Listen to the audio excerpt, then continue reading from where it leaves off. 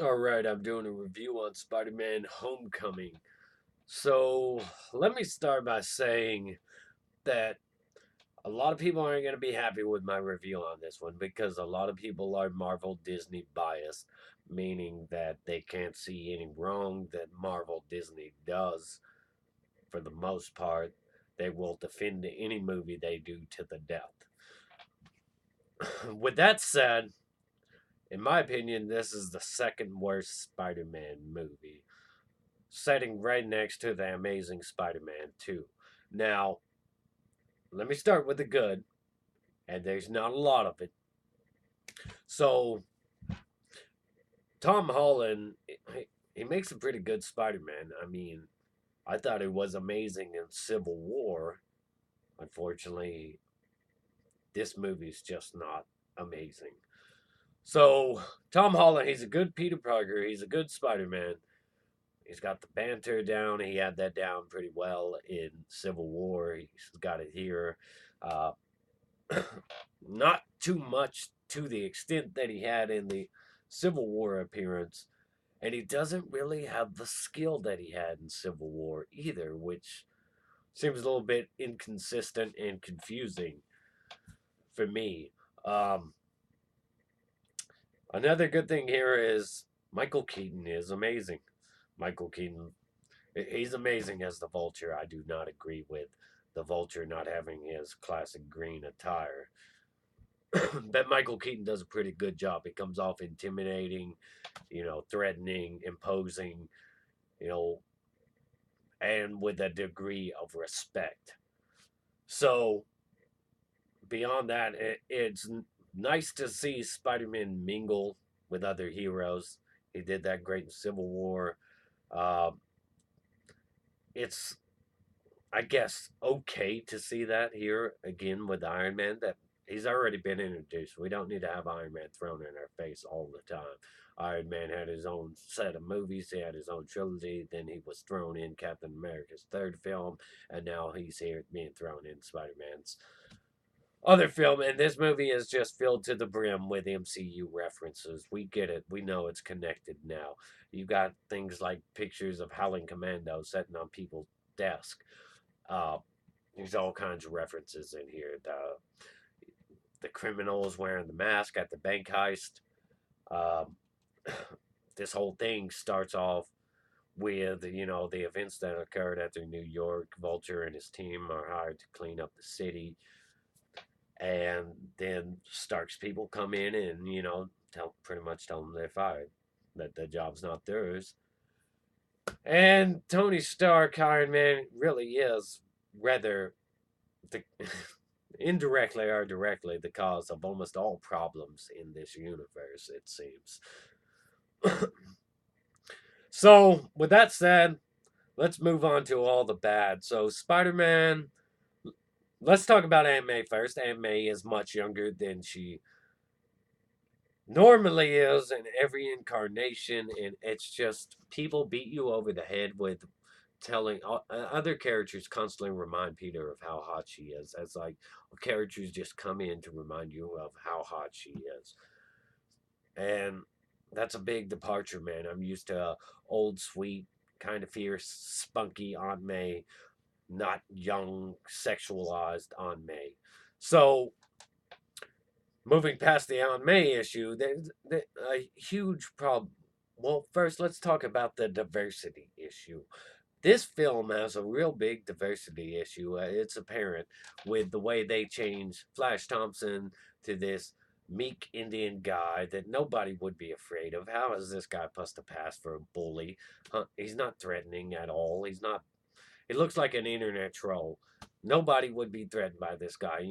People would be threatened by a big classic white jock. And since this is going with the whole social justice angle by including all this diversity, you'd think they'd have no problem with casting a big bulky jock that's a white male to push their anti-white male narrative. Another thing is Liz Allen is race changed, which works as a surprise later in the film. It does work in the film's favor on that one, though I do not agree with it. Um, Mary Jane or Michelle Jones, however you want to spin it. Whether she's going to turn out to be Mary Jane because she says, my friends call me MJ, or whether she's just going to be Michelle Jones. Either way, like, race changing Mary Jane is wrong. She has natural red hair, which a black character wouldn't. And not only that, she's usually depicted with freckles, uh, among her having her red hair and white skin. Other than that, if you're gonna say this is a different character, but she says, "Hey, call me MJ," well, when you introduce MJ later on, it's gonna be less impactful. It's gonna be like, "Oh, it's kind of weird. He's dating a girl with the same, going by the same name." I mean, that's weird. It just makes the romance less impactful. So past that is the problem with Ned Leeds, Parker's best friend, who has the appearance and personality of Danky, which is Miles Morales' best friend from the comics, but has the name Ned Leeds, which is actually Hobgoblin. So if you're telling me you're gonna run with this fat guy as Hobgoblin, what the hell are you doing, man? What the hell? Because he's gonna look like a damn critter from those movies, Critters. Like if you run with this guy, it's gonna look like a fat puffy ball, and he's gonna drag down. He's gonna drag down the glider, man. It's gonna be dragging on the ground, throwing sparks. Like it's ridiculous. Far less than all that. Don't body shame anybody nonsense, but let's be real here. Nobody wants to see a fat hobgoblin if that's what you're gonna try to do. That's ridiculous. Beyond that, Spider Man seems a lot less skilled than he was before. And, well, before we get there, let's continue on the diversity issue, which is Shocker. First, you have a white Shocker, and then you just execute that character, and then you pass the glove off to Black Shocker. And now it's just like Shocker's a throwaway character.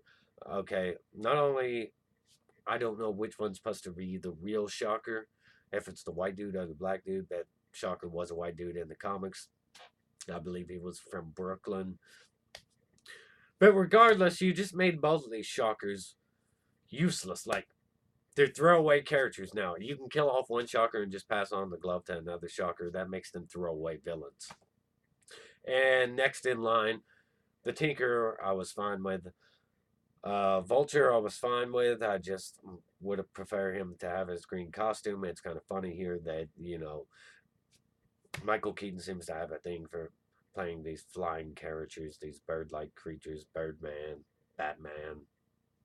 So when who he'll take flight as next, but a problem, an inconsistent problem too. People do really, really like this Vulture character, but one problem I have with it is people say that he's a good man and all that. And later, he does not kill Peter Parker when he finds out that Peter Parker is Spider Man.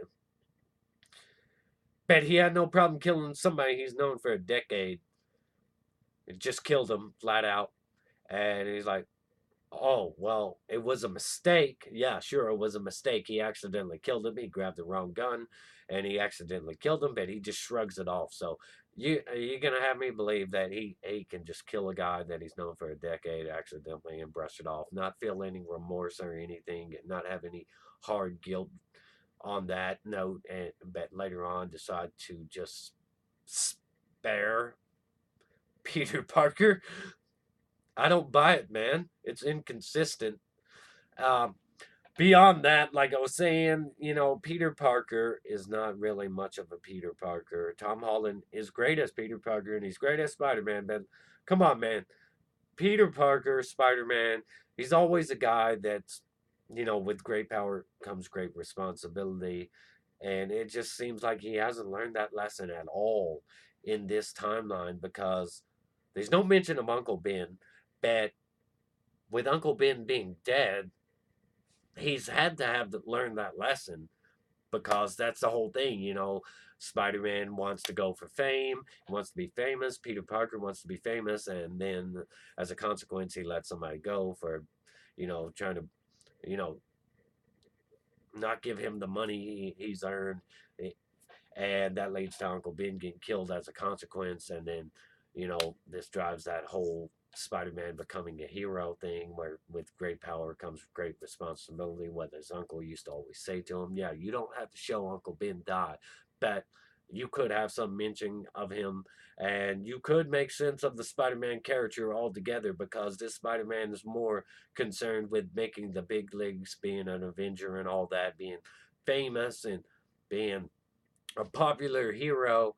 But I mean, this isn't something that Spider Man would be concerned about if he had learned the lesson that with great power comes great responsibility. This seems like the Spider Man that did not learn that lesson. He's less dickish, sure, but so it's inconsistent. It doesn't make sense. Um, and he's not as skilled as he was in Avengers Civil and Captain America Civil War. He went up against big Avengers and he handled them with ease, pretty much. Uh, so much so that he was, just throwing witty banter at them, being cocky. And in here, he seems to get his ass kicked.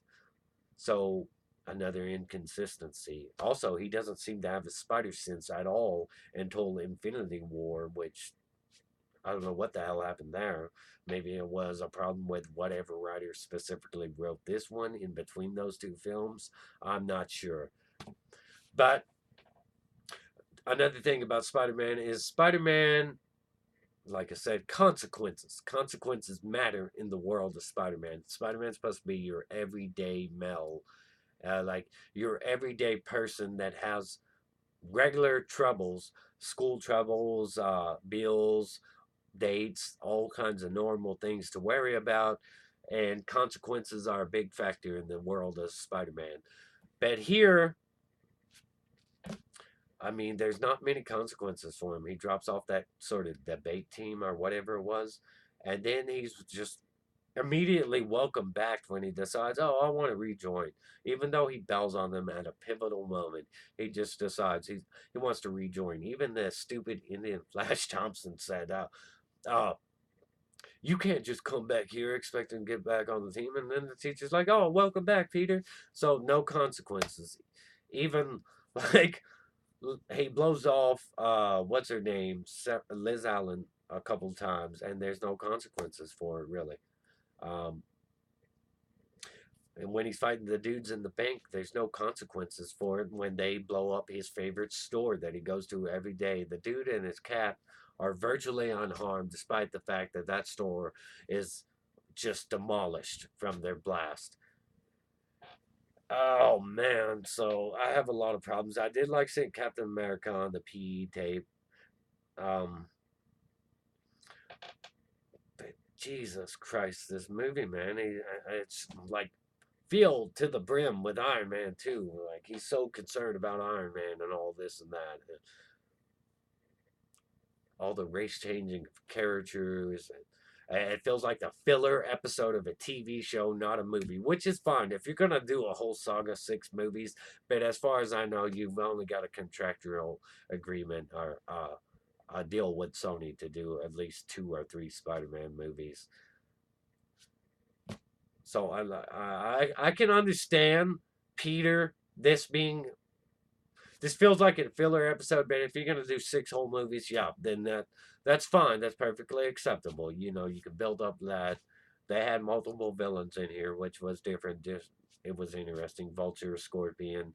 Well, not really Scorpion yet, but they had Tinker, a Shocker. Yeah, and I have all kinds of problems with this movie. Like it's just ridiculous. I cannot believe people like this movie so much. Why the hell do you like this movie? Michael Keaton's great, Tom Holland's great, but everything else about this movie, admit it sucks.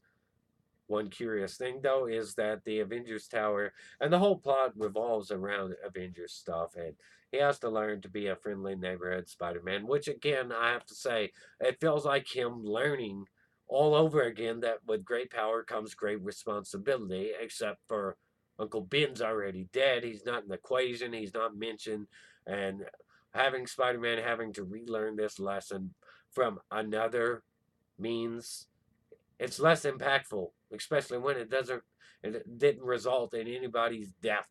It's less impactful. All a Vulture wants to do really is, rob the Avengers Tower. They use these weapons and stuff that the Tinkerer makes. All that's great, but Jesus, this movie just sucks. Oh, so I'll give it. I'm just gonna give it a 2 out of 10, man. A 2 out of 10. Like, subscribe, ring that notification bell for more. I know a lot of people will swarm me for this one because a lot of people are just strictly Marvel Disney biased, but whatever. Give me a Vault Boy thumbs up. Helps promote my channel. Thanks for viewing. Stay awesome.